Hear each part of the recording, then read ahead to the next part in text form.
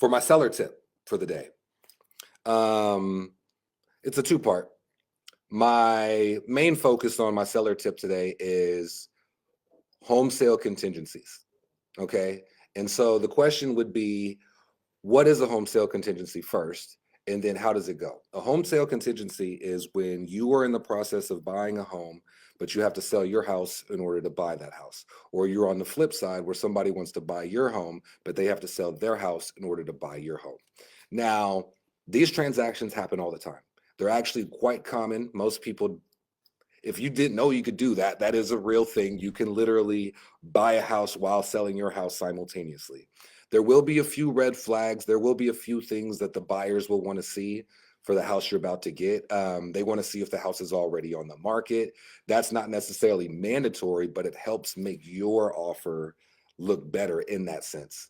Also, in a home sale contingency, we are talking about one house to be sold for another one to be bought.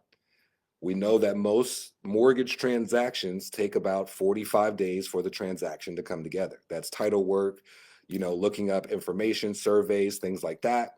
So because of that, we have to be realistic about the time frame that it takes for individual one to sell their house to get to individual two with the money from the house that they sold.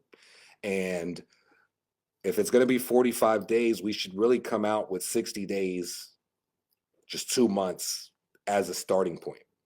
And then with that being said, if these people are fully committed to getting the house, then the seller, who's on the other side, needs to be a little bit more flexible on negotiations, on time frames, on realistic, that this will be closed, finances will be in their pocket and get to you.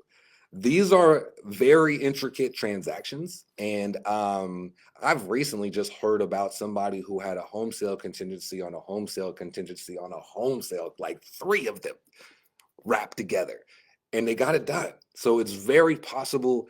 We just have to be transparent. We have to keep an open line of communication. That is a huge key to a real estate agent. If you feel like you have an agent who you can't really reach all the time, you got the wrong one. Most agents need an open line of communication because this is the best way that we get deals done. This is how you get answers the fastest, and this is how you know that we are actually doing our job. So that was my seller tip for the day. When it comes to home sale contingencies, try to be flexible on the time frame, realistic on the time frame, but have an open channel of communication between the buying agent, the selling agent, and just letting everybody know where we are in the transaction.